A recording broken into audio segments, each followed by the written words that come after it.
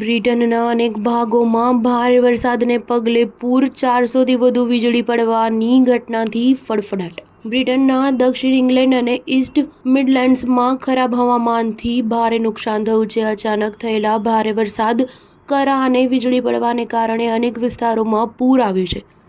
આકાશમાંથી વીજળી પડવાની 400 ઘટનાઓથી લોકો ભયભીત થયા છે. હવામાન વિભાગે જણાવ્યું છે કે વરસાદ 20 મિનિટથી લઈને 1 કલાક સુધી ચાલુ રહ્યો હતો. હવામાન વિભાગે ભવિષ્યવાણી કરી છે કે વધતા ક્લાઇમેટ ચેન્જને કારણે આવી ઘટનાઓ વધવાની સંભાવના છે.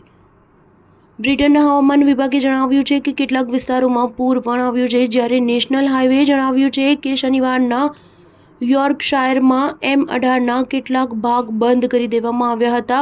વારવિકની પાસે M40ના કેટલાક ભાગોને પણ બંધ રાખવામાં આવ્યા હતા.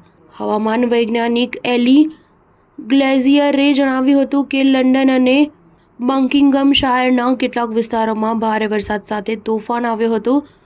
તેમણે એ પણ જણાવ્યું હતું કે વરસાદનું સ્તર મહત્તમ 10થી 15 મિલીમીટરની વચ્ચે હતું અને આ વરસાદ 20 મિનિટથી લઈને 1 કલાક સુધી ચાલ્યો હતો. હવામાન વિભાગે જણાવ્યું હતું કે શનિવારે લગભગ 300થી 400 વીજળી પડવાની ઘટનાઓ જોવા મળી હતી.